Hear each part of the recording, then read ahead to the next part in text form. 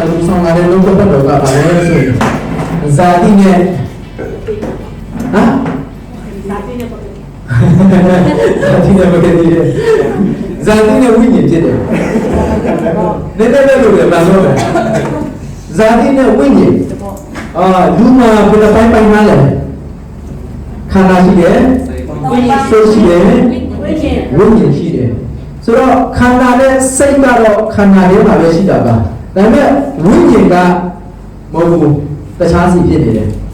ခန္ဓာနဲ့စိတ်ဝိညာဉ်ကအသက်ရှင်တဲ့အခါမှာတဏှာလည်းရှိပြီးပဲတဏှိကြရင်တွားရမယ့်နေရာကမတူဘူးခန္ဓာကတဏှိမြေကြီးထဲပြန်ရောက်ပြီးမှဝိညာဉ်ကတဏှိတွားရမယ့်လမ်းရှိသေးတာဖြစ်တယ်ကောင်းကင်လာမရေးတာတဏှာမွေးတဏှာတွားရမယ်ဒါပေမဲ့ကျွန်တော်ကိုပြရတော့အိမ်ပဲပြန်နေတဲ့သူလားအိမ်ပြန်လာတော့အိမ်ဆိုတော့ဘယ်ကအိမ်ပြောလားဒီတော့ဘယ်ပြောတာမဟုတ်ဘူးအဲ့တော့ဇာတိနဲ့ဝိညာဉ်ကျွန်တော်မှာဝိညာဉ်ရှိတဲ့အခါမှာကျွန်တော်ဒီဝိညာဉ်ကအမှန်တမ်းမှတန်ဖိုးထားတင်တာဖြစ်တယ်ယုံကြည်သူအသက်တာထဲမှာလည်းဖခင်ရဲ့ဝိညာဉ်တော်တက်စင်တက်ကြွလာပြီးမှဝိညာဉ်တော်ကဗိတ်တိပေးတဲ့အခါမှာအရာအလုံးကဖြစ်သွားတာဖြစ်တယ်ပိဋကတ်တိန်ဒီတို့ကပိဋကယုကဘာလို့ကလဲတရားဟောပလိုက်တာလူအများဆုံးဆောင်ပြီးတော့အခါလဲပြောင်းလဲသွားတယ်ဆိုတော့တွေ့ရတယ်ဝိညာဉ်တော်စင်တက်လာတဲ့အခါမှာမဖြစ်နိုင်ဘူးဆိုတာမရှိဘူးဝိညာဉ်တော်စင်တက်လာတဲ့အခါမှာအရာအလုံးဖြစ်နိုင်တယ်ဆိုတော့အဲ့ဒီဝိညာဉ်တော်နဲ့ဒီလိုကျွန်တော်ဝိညာဉ်တော်ကချိတ်ဆက်မှုရှိတာဖြစ်တယ်ဒါကြောင့်အသက်တာထဲမှာခန္ဓာနဲ့စိတ်ဝိညာဉ်ရှိပြီပဲဒီနေ့ကျွန်တော်ဝင်ငါရှင်တဲ့အရာကဇာတိနဲ့ဝိညာဉ်အကြောင်းဒီနေ့ဝင်ငါသွားမှာဖြစ်တယ်အသက်တာထဲမှာဇာတိဆိုတာဒီမြင်ရတဲ့အပိုင်းဒါပေမဲ့ဝိညာဉ်ဆိုတဲ့အရာကျတော့ဘယ်ရလဲဆိုတော့မမြင်ရတဲ့အရာဖြစ်တယ်ဒါပေမဲ့အဲ့မမြင်ရတဲ့အရာကတတိယကျွန်တော်ရမယ်လမ်းရှိသေးတာဖြစ်တယ်ကျွန်တော်အသက်တာထဲမှာဇာတိနဲ့အသက်ရှင်လို့ရတယ်ဝိညာဉ်နဲ့အသက်ရှင်လို့ရတယ်ဇာတိနဲ့အသက်ရှင်ရင်ဇာတိကိုတက်သွားမယ်ဝိညာဉ်သဘောနဲ့အသက်ရှင်ရင်ဝိညာဉ်ပဂတိကိုဖြစ်သွားမယ်အဲ့ဒီအရာကိုတစ်ချက်လောက်ကြည့်အောင်ဂလတိအခန်းကြီး6နဲ့8ထဲမှာဗာရေးထားလေဆိုရင်ဝိညာဉ်အတိနဲ့ဇာတိအတိ6နဲ့8ထဲမှာဖြစ်ပါတယ်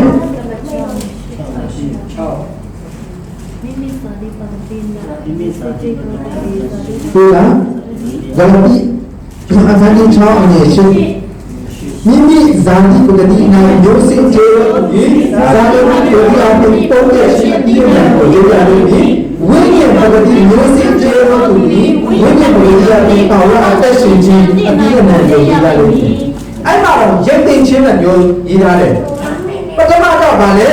မိမိဇာတိပဂတိရဲ့မျိုးစိတ်ကိုကျဲတယ်ဆိုရင်အဲ့ဒီရဲ့မျိုးစိတ်ပြန်ခံစားရမယ်အဲ့ဒီရဲ့မျိုးစိတ်ကဘာလဲပုံပြတ်တဲ့အတိအမှန်ကိုပြန်ကျင်းရမယ်လို့ပြောတာဖြစ်တယ်ဒါပေမဲ့ဝိညာဉ်မျိုးစိတ်ကျဲတယ်ဝိညာဉ်ပဂတိအတိုင်းအသက်ရှင်နေဆိုရင်ဝိညာဉ်မျိုးစိတ်ပြန်ခံစားရမယ်အဲ့ဒီရောက်ပါလဲဆိုရင်ထာဝရအသက်ရှင်ခြင်းလို့ဒီညမှာပြောတာဖြစ်တယ်ဟုတ်တယ်မလားကာဝရအသက်ရှင်ခြင်းအတိအနံကိုရရမယ်ဒီညမှာကျွန်တော်အသက်တာထဲမှာကျင့်ဆောင်ဖို့ရတဲ့နှမျိုးရှိတယ်ဇာတိနဲ့အသက်ရှင်ခြင်းဇာတိနဲ့အသက်မရှင်ဘူးဆိုရင်ဝိညာဉ်တော်နဲ့အသက်ရှင်ဖို့လိုအပ်တာဖြစ်တယ်ဝိညာဉ်တော်နဲ့အသက်မရှင်ဘူးဆိုရင် automatic တည်ထားဖို့ကဇာတိနဲ့အသက်ရှင်ဖို့ဇာတိနဲ့အသက်ရှင်နေတဲ့သူတွေဖြစ်တယ်ဇာတိနဲ့အသက်ရှင်နေဆိုတာဘယ်ရောက်ပြောတာလဲကျွန်တော်တို့ရဲ့စိတ်အလုံးအတိုင်းအသက်ရှင်တာပြီးကျွန်တော်စူတောင်းခြင်းရတာနဲ့စူတောင်းတဲ့တာနဲ့စူမတောင်းတာဖျားကြောင်းသွားခြင်းရတာနဲ့ဖျားကြောင်းမသွားတာဟိုဒီနေ့ကျွန်တော်ပေးရမယ်ဆိုရင်ကုန်သွားမယ်လို့ထင်တဲ့အရာတွေဒါတွေကဇာတိအရာတွေဖြစ်တယ်ဒါဒီမကဘူးဟိုကျွန်တော်တို့မကောင်းတဲ့နေရာတွေသွားရတယ်ဒါတွေလည်းဇာတိအရာဖြစ်တယ်မကောင်းတဲ့အရာကျွန်တော်တောက်စားတယ်ဒါတွေလည်းဇာတိအရာဖြစ်တယ်ဘယ်လိုမျိုးကျွန်တော်တို့လုပ်မလဲဘယ်လိုမျိုးကျွန်တော်တို့အသက်ရှင်မလဲဘယ်လိုမျိုးကျွန်တော်တို့ကျင့်ဆောင်မလဲကျင့်ဆောင်တဲ့အတိုင်းကျွန်တော်သွားရတယ်ပြီးခဲ့တဲ့ဘက်ကဟိုးစင်းတဲ့ဒီဘုဒ္ဓဘုရားစီစဉ်မှာကျွန်တော်ဝင်ငါခဲ့တဲ့အရာကအခဆိုတာရှိတယ်အလုံးလုံးရင်ပါအခရရတယ်လေပိုက်ဆံအလုံးလုံးရဲ့အခဆိုတာရတယ်အဲ့ဒါကပိုက်ဆံ ဥပမာမွေးစေဝါတောက်တဲ့သူတွေဆိုရင်စရင်တောက်တဲ့အခါကပါရတယ်ပိုက်ဆံလား ကျမမဆိုး ဟေးအစောဆုံးဘွေးတခုခုရတယ်စရင်အရက်တောက်တယ်ဆိုအရက်တောက်တဲ့အခါဆိုတာရမယ်အဲ့ဒီအရာပါတယ်ဟာအဲ့မှာတခုခုကိစ္စဖြစ်သွားမယ်အဲ့ဒီအဆုံးအခါကပါရမယ်လေအင်းချင်းလေးရောက်သွားလိမ့်မယ်စရင်တောက်လို့တတိပြသွားရကြဘူးလားအရက်တောက်လို့တတိပြသွားရကြဘူးလားမကြဘူးဒါဆိုကျွန်တော်ဖေဝိုင်းတော့ပါလို့လိန်ညာလို့ဒီမှာကိထဲမှာတော့ပေးခဲ့ခြင်းအကြောင်းလို့ဆိုတယ်တင်တော့ငါရဲ့ငါရဲ့ငွေကိုလူလူတယ်ကိုလူတယ်လို့ပြောတယ်တကူတွေကချမ်းသာတာသိဘူးလားတကူချမ်းသာသိဘူးလားတကူတတိကြောင်ဘူးလားအခါမှမကြောက်ဘူးတကူဆိုတာတတိမဟုတ်ဘူးကိုထောက်တယ်မှာပဲသိဘူးလေတကူတတိဆိုတာမရှိဘူးအဲ့တော့ဇာတိအရာကိုလောက်တယ်ဆိုရင်အခါဆိုတာရှိတယ်အဲ့ဒီအခါကိုရရမယ်ဒါနဲ့ဝိညာဉ်မှာလည်းအခါရှိတယ်ဝိညာဉ်အတိုင်းကျင့်တယ်ဆိုရင်ပုတ်ပြခြင်းမရှိတဲ့ထာဝရအသက်ရှင်ခြင်းအတိအကျကိုရရမယ်ပြောတာဖြစ်တယ်ကဲပြောမယ်စူတောင်းတဲ့ဆိုရင်ဘာဖြစ်လဲပြပတ်တဲ့မလွယ်ဘူးဒါပေမဲ့ကျွန်တော်စူတောင်းတဲ့အရာကဘုရားကညောင်းတာဖြစ်တယ်စူတောင်းတဲ့အရာကအသက်တာမှာတည်ဆောက်စရာဖြစ်တာဖြစ်တယ်အင်္ဂလိပ်ကျမ်းမှာဆိုဒီလိုပြောထားတယ် the more we pray the more we have power စူတောင်းနေတဲ့တပူကြီးနေတယ်စူတောင်းခြင်းကကျွန်တော်တို့ကိုအားစူတောင်းခြင်းတဲ့တပူလို့ပြောထားတာဖြစ်တယ်ဒါဆိုရင်နောက်ကပတ်တော်ကဖတ်တယ်ဆိုဘယ်လိုဖြစ်လဲယေရှုကစာတန်ကိုအချင်းစာတန်ကတော့ကိုစုပ်လို့ပြောတာဗာနဲ့စုပ်ခိုင်းတာလေနှုတ်ကပတ်တော်နဲ့စုပ်ခိုင်းတာဖြစ်တယ်ဟောနှုတ်ကပတ်တော်နဲ့စုပ်ခိုင်းတယ်အော်တော့ကိုဖြစ်စေတယ်ဒီကြောင့်လည်းဘုဖြစ်ပါလားကျမ်းစာလာဒီကလာပြန်ပြီခြေပါတယ်နှုတ်ကပတ်တော်မရှိဘူးဆိုအတ္တတာထဲမှာပြည့်စုံသွားလိမ့်မယ်လောကကတူးတက်တာဘုံပဲနဲ့လောကအဆူရုပ်နေတာဖြစ်တယ်ကဘာကအရင်တူးတက်တာဘုံပဲကဘာက BBC ဆိုရုပ်နေတာဖြစ်တယ်အခုဘတ်အကောင်းစားတွေထွက်လာတာဘတ်စားအကောင်းစားတွေပဲ accident နဲ့ပုံများလာတယ်လို့ပဲရန်ကုန်မှာဆိုရင် BS ကားတွေသိရှိတယ်နော်အော်တနေ့မှကြည့်လိုက်ဟော BS ကားတိုက်တယ်ပြီးတယ်အစ်စ်တယ်အော်ဘုရားဆိုတိုင်းနိုင်ငံမှာစားရတဲ့တည်ပဲနိုင်ပဲနဲ့ဖြစ်နေတာပဲဘယ်ညာမှာတည်မြဲလို့ဆိုတာမရှိဘူးအနတ္တတွေပဲဖြစ်နေတယ်အဲ့ဒီအထက်မှာကျွန်တော်တို့အသက်ရှင်တဲ့အခါမှာဒီဘဝမှာကျွန်တော်တို့လုပ်ခဲ့တဲ့အရာကတမန်တော်ဘဝမှာကျွန်တော်တို့ပြင်ကျရမှာဖြစ်တယ်ဒီဘဝမှာကျွန်တော်စိုက်ခဲ့တဲ့အရာကတမန်တော်ဘဝမှာကျွန်တော်ပြင်ပြီးမှပြင်ကျရမှာဖြစ်တယ်ဒီဘဝမှာကျွန်တော်ဘာမှမရိုက်ခဲ့ဘူးဆိုရင်တော့အခုတော့ဒီမှာပြောထားတဲ့ပေါက်ပြတ်တဲ့အတိအနာမှဒီမှာရိုက်ခဲ့မယ်ဆိုရင်တော့တမန်တော်ဘဝမှာရိုက်တယ်လို့ထင်တယ်ရိုက်စရာမရှိတော့ဘူးအခုဒီကပြီးလို့ပဲကျွန်တော်တယ်မရှိတော့ဘူးဒါပေမဲ့ဒီဘဝမှာကျွန်တော်ကောင်းသောအတိအနံထာဝရနဲ့သက်ဆိုင်တဲ့အတိအနံထာဝရနဲ့သက်ဆိုင်တဲ့ပေကံချင်းမှာအစထာဝရနဲ့သက်ဆိုင်တဲ့အရာတွေကိုကျွန်တော်ရထားတယ်ဆိုရင်တမန်တော်ကြားရင်ကျွန်တော်ပါရမယ်အဲ့ဒီရဲ့အတိအနံကိုကျွန်တော်ပြန်ပြီးမှဟန်စာရမှာဖြစ်တယ်ဟာလေလုယာအာမင်ဟာလေလုယာအာမင်ဒီအရာကဒီနေ့ကျွန်တော်အသက်တာထဲမှာပြန်ပြီးမှစီခြင်းတတ်ဖို့ရည်ကြီးတာဖြစ်တယ်ဒါကြောင့်ဇာတိဆိုတဲ့နေရာကဂရတိအခန်းကြီး6ရဲ့ရှိတဲ့မှာပါပြောထားတာလေပုံပြတ်တတ်တယ်လို့ပြောတာဖြစ်တယ်ဒါကြောင့်ဝိညာဉ်ဟာဘာပြောတာလဲထာဝရအသက်ရှင်နေလို့ပြောတာဖြစ်တယ်ခန္ဓာကိုယ်ကပုံပြတ်တတ်တယ်ဝိညာဉ်ကထာဝရအသက်ရှင်နေနှမျိုးပဲရှိတယ်ထာဝရမှာတော့ထာဝရငါရည်နဲ့ထာဝရကောင်းတယ်နောက်လို့ရှိတယ်ထာဝရပဲဒါနဲ့ထာဝရမတူဘူးဘုံတော်ပဲဘုံတော်ထင်ရှားတယ်ဘုံတော်ဝင်စားရှိသေးတယ်အနာပြောက်တာမလို့အနာပြောက်တာနဲ့ပြောက်တယ်လည်းမတူပြန်ဘူးပြောက်တာချင်းမတူဘူးအနာပြောက်တော့တော်မပြောက်စီနေဆိုတာမျိုးပြန်လာမတူဘူးပြန်လာလို့ပြန်လာမတူဘူးဆိုတော့ဒီနေ့ကျွန်တော်တက်တာထဲမှာစိုက်တဲ့အတိုင်းကျွန်တော်တို့ရရတယ်ဆိုတာတော့ပြောတာဖြစ်တယ်ခန္ဓာစိုက်ရင်ခန္ဓာရေးရတယ်ဆိုတော့ကျွန်တော်ဒီလောကမှာဒီအရာကကျွန်တော်ဘယ်လိုကျင့်မလဲကျင့်တဲ့အရာရှိတာဖြစ်တယ်ကျွန်တော်ခဏတော့ဒီကလာတိထဲမှာလည်းအခန်းကြီး9နဲ့စက္ကုံတစ်ချက်လောက်ပြင်ကြည့်အောင်ဒီတော့ခန်းကြီး9နဲ့ကျွန်တော်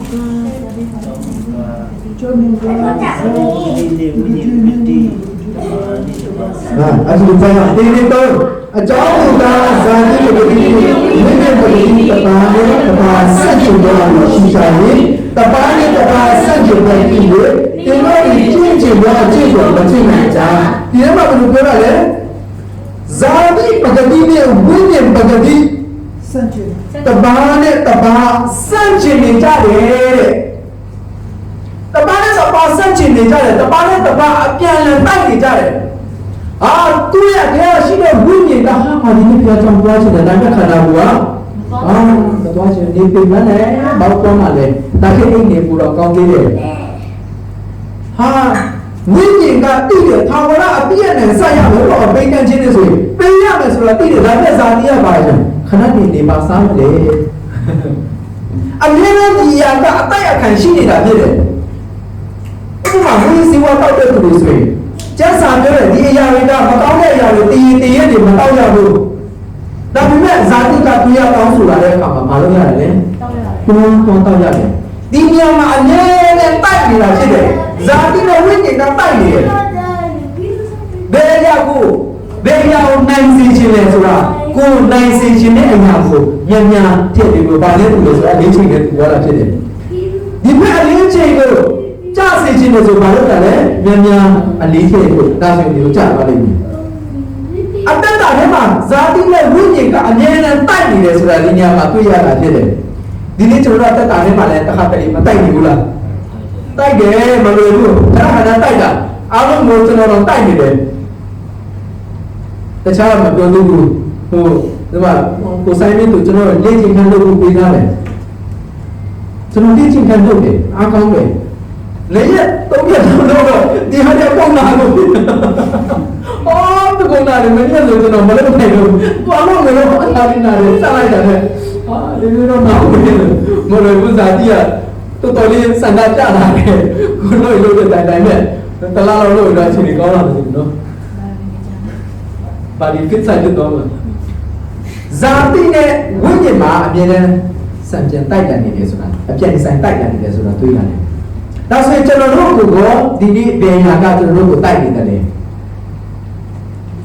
ဒီမှာတော့တိတ်မသိဘူးကျွန်တော်တို့မှဆိုတားတိုက်ရတယ်။ဘာနဲ့တိုက်လဲဆိုတော့အလုံးလုံးကလည်းပတ်သက်ပြီးမှတိုက်ခံရတယ်။ဘုရားကျောင်းပွားမယ်ဆိုတာသိတယ်။ယုံကြည်တော်တဲ့နေ့ကတည်းကဝတ်ပြုရမယ်ဆိုတာသိတယ်။အဲ့ဒါကိုယုံအစတုန်းကတတိဒီကအခုကျတော့ဘာလဲလို့ပြောအရင်ကတော့နားဖွင့်ပေးတယ်အခုကနားတာများလာလို့တတိဒီကမကြိုက်တော့ဘူး။ဆိုတော့ဘယ်လိုလုပ်လဲဆိုတနေ့ကိုဒီနေ့ဆိုတို့ကစပေးတယ်။နစမကောက်ဘူးဒီပါထပ်ပေးတာ။ဒါဆိုတနေ့ကိုဒီနေ့ကပုံမှန်400ရရလို့ဆို800ရသွားပြီ OT လို့ဆိုတခါကြိုက်ရင်1000ကျော်တော့ရတယ်ကျန်တဲ့နေ့တွေက300 400မရမယ်နေအဲ့ဒီတတိကလေးကြီးဆိုရင်အများကြီးရတယ်ဖြတ်ချလာဘူးဆိုတားလည်းမျိုးသွားပြီမလာရေးတော့ဘူးအဲ့လိုဖြစ်သွားတယ်ဒါဆိုဒီနေရာမှာကိုကဇာတိအနေနဲ့ဆိုရင်တော့တတ်မှတ်စရာပဲနေတော့1000ကျော်လို့ရတယ်ဖြတ်ကျွန်တော်လူငယ်တွေဒီရတဲ့ပူဆိုးတယ်ကိုပြီးတော့နေတဲ့နေရာတွေဝေးတယ်ဖျက်ချောက်လာရင်တချို့တနိုင်သွားရတယ်တချို့ဆိုဥစ္စာဘူလေးတွေလာတဲ့လူဆို2နိုင်3နိုင်သွားရတယ်ချွန်ဘူလေးတွေလာတဲ့လူရှိသေးတယ်ချွန်ဘူလေးတွေလာ9နိုင်တော့လာရတယ်ဖျက်ချောက်လာတာသူတို့ကားနေတို့လားသူတို့ပြောတယ်ဆရာရဲ့ဖျက်ချောက်လာရင်တဲ့လိုင်းတာကတော့နေတဲ့ဖျက်ချောက်လာရင်ဘယ်လိုလဲလုပ်နေတဲ့ဖျက်ချောက်လာရင်ဆိုသူတို့တွေဖျက်နေတယ်ဖျက်ချောက်လာရင်သူတို့ကယုံကြည်ခြင်းပေးတာပြီးတယ်မျိုးစီတွေပေးတယ်ဆရာသမားမျိုးကပတ်တော်ကိုဝါရရင်ပေးတယ်အဲ့လိုမျိုးတွေမျိုးစီတွေကျင်ရတယ်ပိုက်ဆံသားကုန်တယ်ဒါပေမဲ့အလုံးလုံးကြီးပိုက်ဆံရတယ်ဒါကိုကျွန်တော်အရင်ကဒီလိုလုပ်တယ်ပိုက်ဆံရတာပဲကျွန်တော်ရွေးတယ်ဒါနဲ့လုပ်နေတဲ့တကယ်လည်းပိုက်ဆံရတယ်ရပြီမှဖြစ်တဲ့ဟာကိုများသွားတယ်ဒီမှာရတာများတယ်ဒီမှာဖြစ်တာကိုများသွားတယ်မရရင်လည်းဒီလိုရတယ်ရရင်လည်းကိုဒီလိုရပြီပဲရတာများလို့ဖြစ်တာများနေလေပဲဘယ်မှာရောက်ကုန်လဲမသိဘူးတဲ့ဒါနဲ့ဘုရားကျောင်းလာတဲ့အခါမှာဒီလိုပြောတယ်တိတ်ခိုင်းတာကုန်းတယ်တိတယ်ဒါနဲ့ပြီးတယ်ဒါမဲ့ဘယ်လိုဖြစ်တာလဲမသိဘူးတဲ့ကိုယ့်လက်ထဲမှာကျန်နေတယ်ဒါနဲ့မကောင်းကိုစုမိပြီးတယ်ဒါနဲ့မကောင်းအိမ်လည်းပို့မိပြီးတယ်လို့ပြောတာဖြစ်တယ်ဒါနဲ့သူတို့ကတက်တိတ်ခံလာတယ်ကျွန်တော်အံ့ဩတယ်ဘယ်လိုဖြစ်တာလဲအတ္တထဲမှာစံကြံအကြံဆိုင်တိုက်တယ်နေတဲ့အရာကအခဲတွေတိုက်တယ်နေတာဖြစ်တယ်ကိုယ်ပဲအရာကိုရွေးမယ်လေဒီဟာပြေတန်းတိုက်တယ်နေတာဖြစ်တယ်ကျွန်တော်အပြေဆိုကျွန်တော်ကိုဒီလိုပြောတယ်မိသားစုမှာကျွန်တော်မတက်တိုင်းကြနိုင်စုပေါင်းတဲ့အခါမှာဖယားနဲ့နံပါတ်1ဖယားနဲ့ကတော့ဖြစ်လာလို့ဆိုရင်လည်းဖယားနံပါတ်1ရှိရမယ်နံပါတ်1ပဲဖြစ်ရမယ်အဲ့ဒါဖယားမျိုးပြန်ပြောတယ်ငါတဲ့ဖယားနံပါတ်1နေရနံပါတ်1ရှိရမယ်ဖယားနဲ့ပတ်သက်လာတော့လည်းဒီမဆိုင်နေတယ်ဟာစဉ်းစားတယ်ငယ်ငယ်တော့ဆိုတော့ဟာဒီဖယားတို့တကယ်မရှိဘူးတင်တယ်ဘောတယ် ဒါကြောင့်ဒီမှာသဘောပေါက်လာတယ်ကျွန်တော်တို့တွေကသမင်းပူစားပြီးလို့မရဘူးဦးမင်းစိတ်နဲ့မဟုတ်အောင်အရင်ချစ်ကြတယ်ဦးကတိုးနေမှအောင်အရင်ချစ်ကြတယ်ထားပါတော့မယုံမအောင်ဗိုက်စားတော့ဦးကတရားစားပြီးရတယ်အဲ့တော့ပိုင်ဦးကတဲ့အပေါ်ပေါ်ချင်တာမယုံမအောင်သွားပြီးရတယ်နေတော့ကပြည့်သွားပြီးပဲဟဲ့လားဘူးမရဘူးဦးကနေပိုက်စားနေရမှန်မှာဦးကနေပိုက်စားနေကငါညစ်ချစ်တယ်ဒါကြောင့်ငါညက်ပဲစားပြီးလေသူပိုက်ပြီလားသူစားဖို့တူဘယ်လိုရမလဲသူကိုယ်တိုင်စားရတယ်ဟုတ်တယ်မလားဦးစားပြီးလို့မရဘူးဟုတ်တယ်လားကျွန်တော်တို့ရှိတယ်လေလူငယ်ဆိုတော့တီဗီကြည့်တယ်စက်လာတအားကောင်းနေတာပေါ်လေပွားချင်ဘယ်လိုရမလဲဒီကြော်သွားရင်လေပူတဲ့ကားတွေဆိုရင်ဟာစက်လာအဲ့ပါအဲ့ဖြစ်နိုင်တယ်ဆိုရင်ငါအစားသွားပြီးပါအလိုပြုံးချင်တယ်မရဘူးသူ့အတက်ကိုပဲသွားရတယ်ကိုတည်တော့မယ်ဆိုလည်းပါလို့ရတယ်အာဒီငါရဲချစ်ပါကွာနဲ့ညက်တော့မတည်နဲ့အမေတို့ဒီမတည်နဲ့ညက်တော့ငါတည်ပြီးမယ်ရမလားဘယ်ရမလဲကိုတည်ကိုပဲကိုလန်းကိုရှောက်ရတာဖြစ်တယ်ဇာတိပိုင်းမှာကျွန်တော်တို့ကြိုက်တယ်လို့ယဉ်နေပြီမဲ့ဝိညာဉ်ကြီးကပန်ရောက်လာတဲ့အခါမှာကျွန်တော်တို့တွေကကိုဟာကိုပဲလှုပ်ရှားရတော့တာဖြစ်တယ်ကျွန်တော်စဉ်းစားတယ်တောင်းတဲ့နိုင်ငံရောက်နေတဲ့အားလုံးကဘယ်လိုဖြစ်တယ်ဆိုရင်ယောက်ျားမိန်းမမရှိဘူးတဲ့လင်မယားလည်းမရှိဘူးဘယ်လိုနေကြမလဲမသိဘူးဘယ်လိုမျိုးဖြစ်မလဲအခုမလည်းအကြည့်လည်းမရှိဘူးတဲ့ဟာအဲ့လိုဆိုမိုင်းမအောင်လို့တာဆိုရင်တော့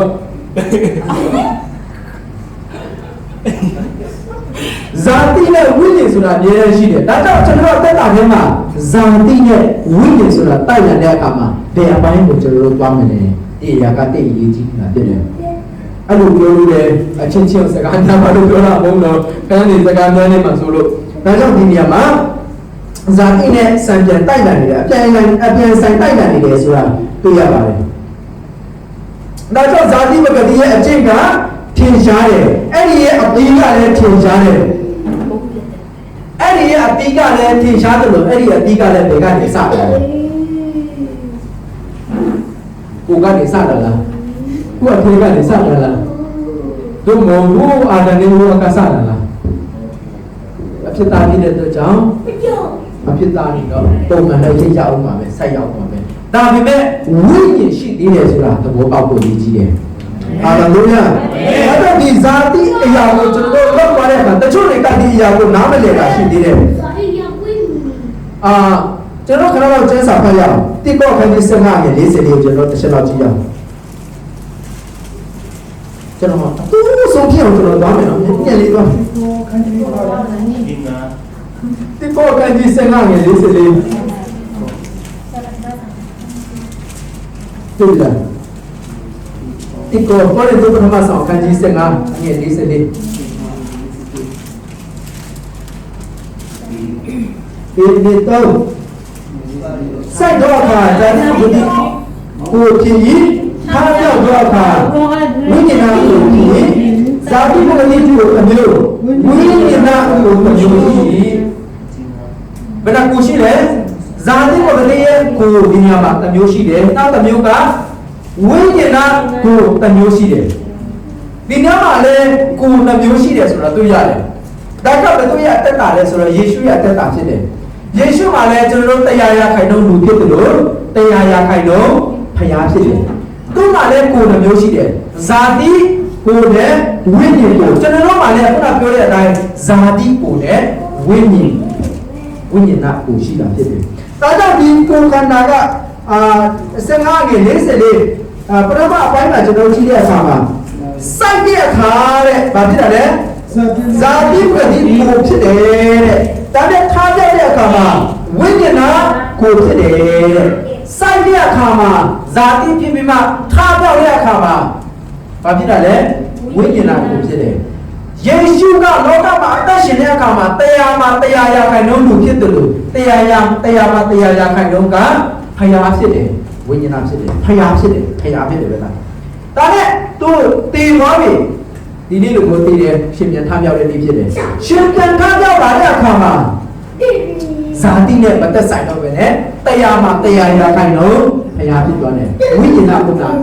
ခန္ဓာကိုအပြင်ပြန်အသက်ရှင်လာတယ်ဆိုတော့တွေ့ရတယ်ထို သူနည်းသူအသက်ရှင်တဲ့အရာကိုကျွန်တော်တို့တွေလည်းသူ့ကိုယုံကြည်ခြင်းအပြင်ကျွန်တော်တို့အသက်တာမှာလည်းအသက်ရှင်တဲ့ခန္ဓာကိုကျွန်တော်တို့ပိုင်ဆိုင်လို့ရတာဖြစ်တယ်အဲ့လိုပြောတဲ့အခါမှာမရှုပ်ဘူးဇာတိကအသက်ရှင်နေဆိုဝိညာဉ်ကလည်းရှင်လို့မရဘူးဝိညာဉ်ကအသက်ရှင်နေဆိုရင်ဇာတိကလည်းအသက်ရှင်လို့မရပြန်ဘူးအသက်တော့ရှင်မှာပါဒါပေမဲ့ဝိညာဉ်နာခန္ဓာဒီဇာတိအတိုင်းအသက်မရှိတော့ဘဲနဲ့ဝိညာဉ်သဘောတဘာဝအတိုင်းအသက်ရှင်တော့တာဖြစ်တယ်ဒီညမှာလုံးရှိတာဖြစ်တယ်ဒါဆိုဒီနေ့ကျွန်တော်တက်တာထဲမှာဘယ်လိုမျိုးအသက်ရှင်နေတာလဲအခုချိန်ကြီးယေရှုတော်လက်ခံပြီးပြီဒါနဲ့ဇာတိအတိုင်းအသက်ရှင်နေလို့လားယေရှုတော်ကျွန်တော်ရပြီးပြီဒီရဲ့ကယ်တင်ပိုင်ရှင်အသက်တကယ်ဖြစ်ရရုံမကဘူးလူရှိဘုရားရှိမှလည်းသိချင်းကပ်ပြီးပြီဘယ်လိုမျိုးရေတော့မဟုတ်ဘူးခဏသိချင်းကပ်ပြီးပြီဒါနဲ့ကျွန်တော်တို့ကဘယ်လိုအသက်ရှင်နေသေးလဲဇာတိနဲ့အသက်ရှင်နေလားဒါဆိုတော့ဒီကျမ်းပိုက်ကမားသွားလိမ့်မယ်ပြင်အတွက်ဒီကျမ်းပိုက်ထဲမှာဘယ်လိုပြောလဲယေရှုကစိုက်တဲ့အခါမှာပြောတဲ့အခါဒီလောကမှာအသက်ရှင်တဲ့အခါမှာဇာတိလိုအသက်ရှင်ပြီးမှပြန်ရှင်ပြန်ထားတဲ့အခါမှာဝိညာဉ်နာကိုခန္ဓာဖြစ်အသက်ရှင်တယ်လို့ပြောတဲ့အခါမှာဒီနေ့ကျွန်တော်တက်တာထဲမှာလည်းယေရှုကိုရတဲ့အခါမှာအသက်ပြုပြင်တော့တတ်တော်ဖြစ်ဖို့လိုအပ်တာဖြစ်တယ်ဒါကိုနှစ်ပေါ်အခန်းကြီး9ရဲ့ဆက်ဖို့ခဏပြောတဲ့အတိုင်းအဲ့ဒီအထဲမှာပါရေးထားတယ်လူဟာခရစ်တော်ထဲမှာရှိရဆိုရင်အသက်ပြုပြင်တဲ့တတ်တော်ဖြစ်မယ်လို့ပြောတာဖြစ်တယ်ဒါပေမဲ့ခရစ်တော်ထဲမှာရှိတော့ရှိတယ်ခရစ်တော်ကိုတော့ရပြီးမှဇာတိကိုအသက်ရှင်ဖို့မယ်ဆိုရင်တော့သူ့ရဲ့အတိတ်တွေကမြင်ရချင်းပါဖြစ်လာမယ်လေမရဒီလိုပေါ့ဟုတ်တယ်မလားဒါနဲ့သူကတော့ပြောမှာပေါ့ငါရပြီးပြီငါရပြီခေတော့ခုခေတော့လည်းငါခရစ်ယာန်ပဲလောင်းပဲဘုရားဘာသာလို့ပြန်စိတ်ဆိုးတယ်မယုံကြည်သူလို့ပြန်စိတ်ဆိုးတယ်နေကင်းတင်ချင်းမရသေးဘူးလားလို့ပြန်စိတ်ဆိုးတယ်ဒါပေမဲ့သူ့ရဲ့အသက်တောင်ကြည့်ဘယ်လိုဖြစ်မလဲဟုတ်ပြီဘူးလေရတဲ့အသက်တာမဖြစ်သေးဘူးအာမင်ဒါကြောင့်ယေရှုခရစ်ကျွန်တော်ကိုလုပ်ပေးတဲ့အရာကဇာတိကိုအားလုံးပြန်ချုပ်ပြီးမှဝိညာဉ်ခန္ဓာကိုအပြင်အသက်ရှင်စေရှင်တာဖြစ်တယ်အခုတော့ကျွန်တော်ပြောတဲ့နဘဝစာအသက်ရှင်တယ်ဆိုတော့ဒါကိုပြောတာဖြစ်တယ်အခုဘဝမှာခန္ဓာကိုယ်ကတော့ကျမ်းမာလာဖြိုးပြီးပဲတည်သွားရင်တော့ထုံးမဲ့တုတ်ပါပဲတုတ်ပုတ်သွားတာပဲဟုတ်တယ်မလားပေါက်သွားတယ်မြေကြီးရဲ့ဝိညာဉ်ရောက်သွားရမယ့်အရာဖြစ်တယ်ဒါနဲ့ဝိညာဉ်ကရောက်သွားမလားမရောက်ဘူးကြီးပြောမရောက်ဘူးတွားရမယ့်လမ်းရှိတယ်ဒါကြောင့်ဒီလောကမှာယေရှုမရဘူးဆိုရင်တော့ကျွန်တော်တို့အယံဆုံးရှုံးတာဖြစ်တယ်အယံဆုံးရှုံးသွားမှာဖြစ်တယ်ခရစ်ယာန်ပြည်ရဲ့သားနဲ့ကယ်တင်ခြင်းမရဘူးဆိုရင်အယံဆုံးရှုံးနေတယ်ခရစ်ယာန်ပြည်ရဲ့သားနဲ့ဝိညာဉ်တဘောတန်တက်မရှင်ဘူးဆိုရင်တကယ်ဆုံးရှုံးတဲ့သူဖြစ်သွားလိမ့်မယ်ကျွန်တော်ကယုံကြည်သူတယောက်ပါဆိုပြီးတော့ယုံကြည်သူတယောက်အတိုင်းကျွန်တော်တို့အသက်မရှင်ဘူးဆိုရင်ဆုံးရှုံးဖို့ပဲလိုပဲကျွန်တော်ပြောတဲ့ဘောပေါက်လားပေါက်တယ်နော်ပေါက်လို့ဆိုရင်ဒီနေ့ကျွန်တော်တို့ဇာတိအတိုင်းဒီအရာကိုတချို့တွေကနားမလည်ဘူးဆိုတာရှင်းတစ်ကောခန်းကြီး15ထဲမှာပဲကျွန်တော်ပြန်ကြည့်ရအောင်တစ်ကောခန်းကြီး15အပိုက်ငယ်50ကိုကျွန်တော်ကြည့်မယ်ဒီအကူတော့ငါဆိုဒီကလူ့အခွင့်အရေးကိုဘုရားရှင်နိုင်ငံတော်ကိုအမွေခံနိုင်ပုံတော်ရတယ်ပုံတော်အဖြစ်ကိုအမွေခံနိုင်လို့ဒီနေ့တော့ခဏနေပြေရောက်ရင်ချီရောက်လူ့အခွင့်အရေးတွေဘုရားရှင်ရဲ့နိုင်ငံတော်ကိုအမွေခံနိုင်တယ်ပြောလားမခံနိုင်ဘူးတဲ့မခံနိုင်ဘူးပုံတော်အရာမပုံတော်အဖြစ်ကိုလည်း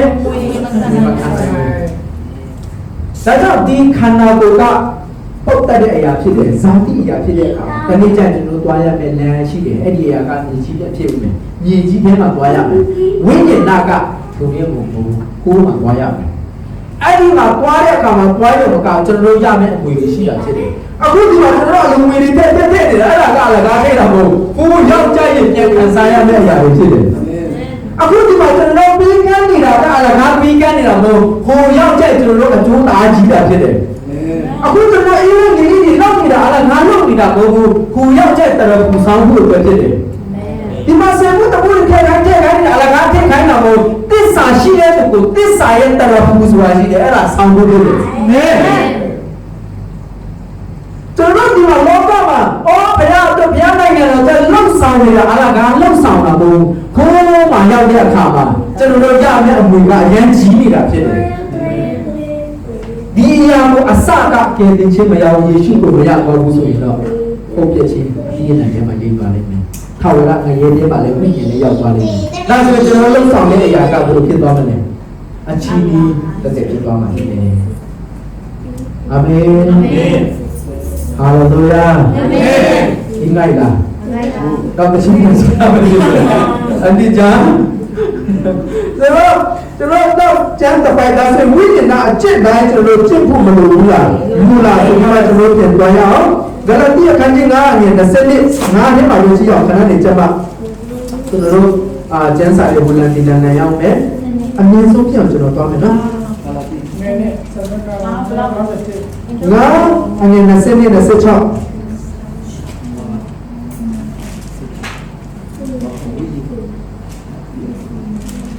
ဝိညာဉ်ပဂတိရဲ့ကျိုးမူကားချစ်ခြင်းဝမ်းမြောက်ခြင်းမြတ်တဲ့ခြင်းစိတ်ရှိခြင်းကျေးဇူးပြုခြင်းကောင်းတဲ့ခြင်းသစ္စာဆောင်ခြင်းလူရည်တဲ့ဝိခြင်းကာမဂုဏ်ဆုံးခြင်းတို့သည်ဆိုတော့ဒါက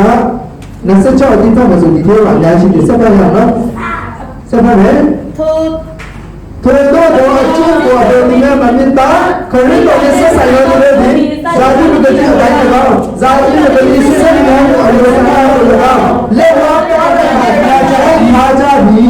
တို့ကြည့်လေမာလို့ဒီဝိညာဉ်ကိုရိချာအသက်ရှိနေတို့ဒီမှာတို့ဒီအကျိုးကြတော့အချီးတော်ဆိုဒီကိုဝိညာဉ်ချုပ်တဲ့ခြင်းအချီးချင်းစိတ်ချင်းအချီးချင်းလို့ဆိုရှောင်းနေကြတယ်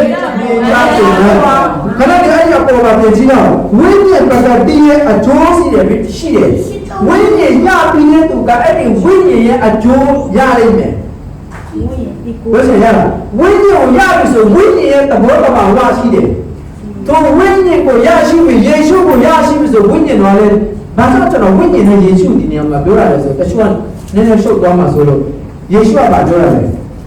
သူရရင်ကဲ့တင်ချင်းရဒါပေမဲ့ယေရှုကဒီလောကထဲနဲ့တက်သွားတဲ့အခါမှာဘာပြောရလဲငါ့ထက်တာတဲ့သူကြီးမြတ်တဲ့သူတန်ရှင်တော်ဝိညာဉ်တော်ပြည့်စုံရောက်လာနေပြီသူဝိညာဉ်တော်ကနေရာတိုင်းမှာရှိတယ်နော်ဆိုတော့သုံးပါးကဘယ်နှစုလဲသုံးစုလားသုံးတစုဖြစ်တယ်ဆိုတော့ယေရှုကကောင်းကင်ဘုရားရောက်သွားပြီကျွန်တော်တို့ကဘာလုပ်နေလဲအခန်းကိုရေးပြရတဲ့အခန်းပြင်ဆင်နေတယ်ဒါဆိုရင်သူသွားပြီဆိုတော့ဒီညမှာဘယ်သူဆေလွတ်ထားလဲတန်ရှင်တော်ဝိညာဉ်တော်ဆေလွတ်ထားတယ်ကဲတင်ချင်းရဘူးကဘယ်သူအပြင်ရလာလဲယေရှုအပြင်ရတယ်အသက်တာပြောင်းလဲမှုဘာမှအကုန်လုံးကယေရှုအပြင်ယေရှုကိုလုပ်ပြီးပြီဒါပေမဲ့ဝိညာဉ်တော်ကဒီအရာတွေကိုပြန်ပြီးမှရှင်းစောင့်ရှောက်ပေးတာဖြစ်တယ်ကျွန်တော်တို့မလုပ်နိုင်တဲ့အရာဝိညာဉ်တော်မှားစားတာဖြစ်တယ်ဆိုတော့ဒီညမှာဒီလိုရေးထားတယ်ဝိညာဉ်ရပြီးတဲ့အခါဝိညာဉ်ရဲ့အသီးရှိတာဖြစ်တယ်ဝိညာဉ်ကိုရပြီးမှဝိညာဉ်ရဲ့အသီးမရတဲ့သူကလည်းကားပဲဝိညာဉ်ရဲ့အသီးကပါလေချင်းဝမ်းမြောက်ခြင်းဒီထဲမှာကျွန်တော်မပါရတာကျွန်မမပါရတာရှိတယ်နည်းနည်းပါပါဘောပြကြီးကြီးနဲ့တာလားနော်ချစ်ချင်းရှိလားရှိတယ်တကယ်ရှိလို့လားကိုချစ်ချင်းနဲ့လူပဲရှိမှမုန်းချင်တယ်မုန်းတာလားကဲလာပါတီးလိုက်မယ်ဟုတ်လားရှိတယ်ကိုချစ်ရတဲ့သူတော့ချစ်ပြီးမှဒါပေမဲ့ကိုမကြိုက်တဲ့သူတော့မုန်းရမယ်ဆိုတာလားမဟုတ်ဘူးအားလုံးတော့ချစ်ရတယ်ဘာမှနဲ့တော့ပါလဲဝမ်းမြောက်ချစ်ပါလားဝမ်းမြောက်ချင်းရှိလားရှိတယ်ဆောက်မတိုးနဲ့နော်တက္ကနာလိုက်စိတ်ညစ်နေဦးပဲဆိုတော့ပါချင်သေးတယ်ရတဲ့ချင်းရှိလားရှိတယ်တက္ကနာလိုက်တရားခတ်တော့မယ်ဆိုတော့ပါချင်သေးတယ်စိတ်ရှိတကယ်စိတ်ရှိလားရှိပါတယ်ဘူးပါရှိလားစိတ်ကသူလေးဖြစ်တယ်လို့အဲ့ဒါကျေးဇူးတော်ကြောင့်ဒီတင်းတော်မှာလူကူးစိတ်သူမရှိပါဘူးလူရှင်စိတ်သူလားအန်တီကြောင့်မှအရင်စိတ်ရှိတာဖြစ်တယ်ဆိုတော့စိတ်ရှင်ချင်းမလို့ဘူးလားဝိညာဉ်ဆိုတော့ရှိတယ်ပြီးတော့ပါလေကျေးဇူးပြုတယ်ဒီလိုပြုတ်လာပြုတ်ချင်တဲ့လူကမှလည်းပြုတ်လာလားမဟုတ်ဘူးလို့တော့ဘယ်ဟာတကယ်ကျေးဇူးပြုတယ်လို့ရှိသူမကြည့်တဲ့ကလေးတော့ပါတီးတယ်ပြီးလိုက်သေးတယ်အန်တီကြောင့်မှတီးပြမယ်ပန်းတီးတော့မဟုတ်နိုင်ဘူးပေါ့အားကြောင့်တော့ပန်းတီးနေမယ်လို့ပြောတာကျေးဇူးပြုဖို့လိုရတယ်နော်ကျေးဇူးပြုခြင်းပြပါခြင်းဝင်လေကောင်းပြခြင်းမလိုဘူးလားပြပါလို့လည်းတစ္ဆာဆောင်ခြင်းတစ္ဆာဆောင်မှုမလိုဘူးလားလိုပါတယ်အိမ်ဒီတိုင်အောင်စောင်းရမယ် ဘာဆောင်ရမှာလဲဘာတိပါလို့မလဲ ပေးထားတဲ့ကတိသားပေးထားတဲ့ကတိသားဆုံး မိုင်ပါဒီဆုံးလဲနောက်ဆုံးမှတန်သေးတယ် လူညံ့ လူညံ့ဒီလိုက်တော့ရောရတဲ့လူညံ့ပဲလုံးလိုက်ကျန်တယ်ကျန်တယ်ညံ့တယ်လာမစမ်းနဲ့ဟုတ်လားတစ်ချက်ဆိုလိုက် ဝဲကြောင်း ကွေးသွားလိမ့်မယ်ဘာလို့ပြောတာလူညံ့လားမညံ့လားဆိုတာစမ်းကြည့်သိမယ်ဟုတ်လားဘယ်လိုကြမ်းလဲဆိုတာလူညံ့တင်ဝင်ခြင်းပါလို့လေ လိုအပ်တယ် ဒီဘို့အဲ့ဒါကဘာသီးလဲဝိညာဉ်ဒီနေ့ကျွန်တော်တက်တာထဲမှာဝိညာဉ်ရပြီးဒီဝိညာဉ်အထက်ဝိညာဉ်ကဒီတဘောထားရှိဖို့လိုတယ်အပြင်ကတော့အထက်ကတော့အပြင်ကတော့မသိဘူးအထက်ကတော့ကြာရှိဖို့လိုတယ်ဆိုတော့ဒီအရာကိုဘယ်သူအားဖြင့်လဲအောက်တစ်ပိုင်းမှာပြင်ချိမယ်ဆိုရင် ခရစ်တော်အချင်း ခရစ်တော်ကဘယ်မှာလဲ လက်မကတဲ့မှာ ဒီလောကသားလိုက်မှာအတေခံပြီးမှဒီထဲမှာလောက်ခဲ့တဲ့အားလုံးကိုကျွန်တော်တို့ပြန်ပြီးမှရရှိစေတာဖြစ်တယ်။အဲ့ဒါမှဖိုင်ကိုရှင်းတယ်ကျွန်တော်ပြောတာတော့သိမရှင်းဘူးနော်။ခရစ်တော်နဲ့ဆိုင်တော့သူတို့ဒီဇာတိပဂတိကို၎င်းဇာတိပဂတိစိတ်များပြီးအလိုဆက်ဆက်လုပ်တယ်ကော။ဒီလောကတိုင်းမှာကြိုက်ထားကြ။ဒီလောကတိုင်းမှာကြိုက်ထားပြီတဲ့။ဒီလောကတိုင်းမှာကြိုက်ထားပြီ။ကျွန်တော်တို့ကတော့မရိုက်ခါဘူးလောလောဆယ်အိတ်ဖြစ်နေတာတန်ရတဲ့ထိုင်နေရမယ်ရှာပါကိုစီဒီလိုတော့အိမ်မှာဒီကနေ့ပေါ်လာဆိုတော့လေဝါကားရဲ့မှာဘာလို့ထားလဲ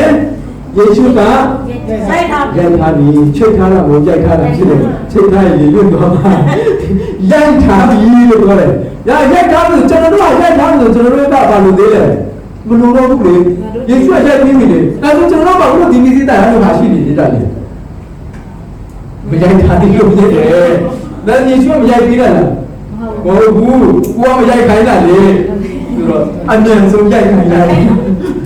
လောကကားလိုက်တာရိုက်ထားပြီးတော့ဘာပြောရလဲတို့ကြီးရဲ့ငါတို့ဝိညာဉ်ပဂတိကြောင့်အသက်ရှင်နေဝိညာဉ်ပဂတိအတိုင်းကျင့်ကြံပေါ်ပါလေဝိညာဉ်ပဂတိအတိုင်းအသက်ရှင်နေဆိုရင်ဝိညာဉ်ပဂတိအတိုင်းကျင့်ကြံရမယ်ကျင့်ကြံရမယ်ဝိညာဉ်ပဂတိကိုကျင့်ကြံရမယ်ဒါပေမဲ့ယေရှုမရဘူးဆိုတော့ဝိညာဉ်ပဂတိကိုရမလားမရပါဘူးချစ်ချင်းမြတ်တာလို့ပြောနေလာစမ်းကြည့်ဇွန်ပြန်မယ်အိမ်မှာဆိုဇွန်ပြန်မယ်ပြောလို့မရဘူးဟာဒီလိုပြန်လာမှ၄-၅-၆တော့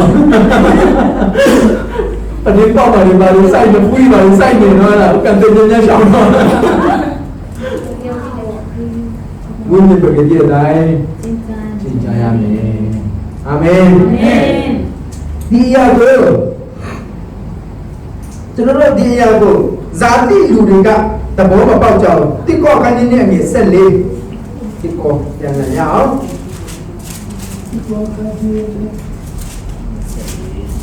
ဒီကျွန်တော်အားရပါရတရားဘုလို့ပြောတယ်အချိန်ကြီးတော့အဲ့ဒါ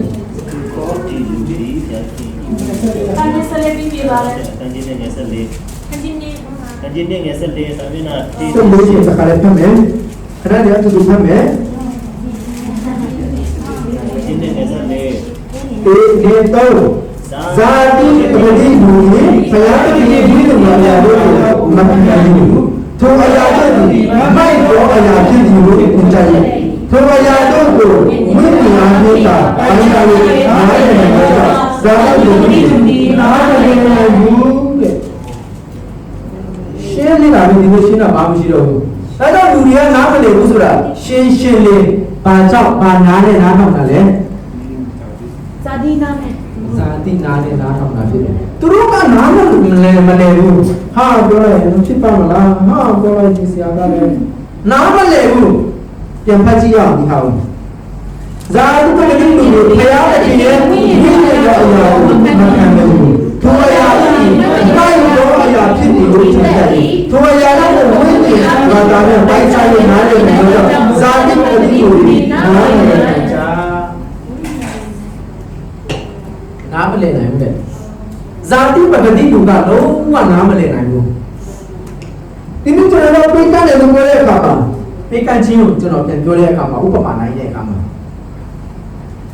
ပေးတယ်ဆိုရင်ကုန်လာရလား ကုန်တယ် ကုန်းလား ကုန်းနဲ့ ကုန်းတယ် ဒါပေမဲ့ ဒါပေမဲ့ဝိညာဉ်ရေးအပိုင်းမှာ ရှန်ထွက်တယ် ပြန်ရှင်းထွက်တယ်ဒါပေမဲ့ဒီအရာဘယ်မှာရမလဲဒါကြောင့်ကျွန်တော်တို့ဒီအပိုင်းမှာကုန်းတယ်ဆိုပေမဲ့တနည်းကျွန်တော်တို့ရမယ့်နေရာကအရန်ကြီးနေတယ်ကျန်းစာပြောတယ်လေအစဘယ်လောက်လဲ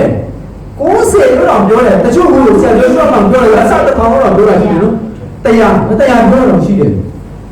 ရမယ်ဝိညာဉ်ရေးရကအစတရားလောက်ရမယ်ဒါပေမဲ့ခန္ဓာရေးရဘာရဘယ်လိုစဉ်းစားလဲကုန်တယ်နားမလဲဘူးသူကပဲဟာပေးကုန်တယ်သူကဒါပဲနားတယ်ဝိညာဉ်ရေးရသူတို့နားမလဲဒီနေ့ကျွန်တော်ပေးကမ်းတယ်လို့ပြောတဲ့အခါမှာပေးကမ်းခြင်းကိုကျွန်တော်ပြန်ပြောတဲ့အခါမှာဥပမာနိုင်တဲ့အခါမှာပေးတယ်ဆိုရင်ကုန်လားရလား ကုန်တယ် ကုန်လား ကုန်းနဲ့ ကုန်တယ် ဒါပေမဲ့ ဒါပေမဲ့ဝိညာဉ်ရေးအပိုင်းမှာ ရှန်ထွက်တယ် ပြန်ရှင်းထွက်တယ်ဒါပေမဲ့ဒီအရာဘယ်မှာရမလဲဒါကြောင့်ကျွန်တော်တို့ဒီအပိုင်းမှာကုန်တယ်ဆိုပေမဲ့တနည်းကျွန်တော်တို့ရမယ့်နေရာကအရန်ကြီးနေတယ်ကျန်းစာပြောတယ်လေအစဘယ်လောက်လဲ90လို့တော့ပြောတယ်တချို့ကဆရာပြောတော့မှပြောတယ်အစတစ်ထောင်တော့ပြောတာရှိတယ်နော်တရားပြောတော့ရှိတယ်ရမယ်ဝိညာဉ်ရေးရကအစတရားလောက်ရမယ်ဒါပေမဲ့ခန္ဓာရေးရဘာရဘယ်လိုစဉ်းစားလဲကုန်တယ်နားမလဲဘူးသူကပဲဟာပေးကုန်ပဲသူကဒါပဲနားလဲတယ်ဝိညာဉ်ရေးရသူတို့နားမလဲဘူးကျွန်တော်ပြေစုတောင်းတယ်ဆိုတော့ကျွန်တော်တို့ခင်မှာလဲကျွန်တော်ပြေယုံကြည်ရှင်းကြောက်အသက်ရှင်လာတဲ့အခါမှာကျွန်တော်တို့တိတ်လို့ဆရာမလို့ဘူးအဲ့လိုပြောတော့ကျွန်တော်မလုပ်တာလည်းမဟုတ်ဘူးဒါပေမဲ့ကျွန်တော်အဖေရဲ့ကောင်းချီးကျွန်တော်ဒီမှာရောက်ရှိလာတာဖြစ်တယ်ကျွန်တော်အိမ်ပြန်တယ်ပြန်တဲ့အခါမှာအားလုံးတော့ဘယ်လိုလုပ်လဲမသိဘူးကျွန်တော်ဆိုရင်ပြန်တော့မယ်ဆိုရင်ကျွန်တော်အိမ်ပြန်ပြီဆိုကျွန်တော်အဖေတခုခုကောင်းချီးဒီလေဟိုပါလေအဲ့တော့လည်းရောက်လို့မျိုးပေါ့ပြန်တော့မယ်ကျွန်တော်ဒီပြန်လာတော့မယ်ဆိုရင်ဒီချောင်းမှာကျွန်တော်အဖေစူတောင်းခိုင်းတာဖြစ်တယ်အဖေလက်တင်ပြီးမှစူတောင်းခိုင်းတယ်ပြီးမှကျွန်တော်ပြန်လာကောင်းချီးတောင်းတာဖြစ်တယ်ကျွန်တော်ဆိုတော့လုပ်တယ်အားလုံးလုပ်ကြလားလုပ်ကြဖြစ်ဖြစ်ဆိုတော့အဲ့လိုကောင်းချီးတောင်းတာဖြစ်တယ်ကျွန်တော်ဆိုတောင်းတယ်တခြားလို့မသိဘူးအဲ့ဒီကောင်းချီးကျွန်တော်မှစီစဉ်တယ်ယုံကြည်သူဆိုတာကပဲဝိညာဉ်ရပါကျွန်တော်တို့ကြည့်တဲ့အခါမှာမသိဘူးလေဒါနဲ့လည်းကောင်းချီးခံစားရတာဖြစ်တယ် အာမင် ဒါကြောင့်ဇာတိပိုင်းနဲ့ဝိညာဉ်ပိုင်းကဒီလိုကြွားတာဖြစ်တယ်အပင်တပင်စိုက်တယ်ဆိုရင်တချို့အပင်က3လပေါက်တယ်တချို့အပင်တွေက1နှစ်ရှိတယ်ရာမာဆိုရင်6နှစ်ရှိတယ်အကိုင်းစိုက်ဆို3နှစ်ရှိတယ်အဲ့လိုရှိတာဖြစ်တယ်ဟုတ်လားမသိဘူးကျွန်တော်စီမှာရာမာစိုက်တယ်လို့ရှိတယ်အဲ့လိုရှိတယ်အကောင်လေးပေါက်တာဆိုတော့တချို့ဟာဆိုရင်1နှစ်စင်ဆိုရင်ဘယ်နှစ်လဲ3နှစ်လားကလေးတွေရတယ်ပြောတယ်ဆိုတော့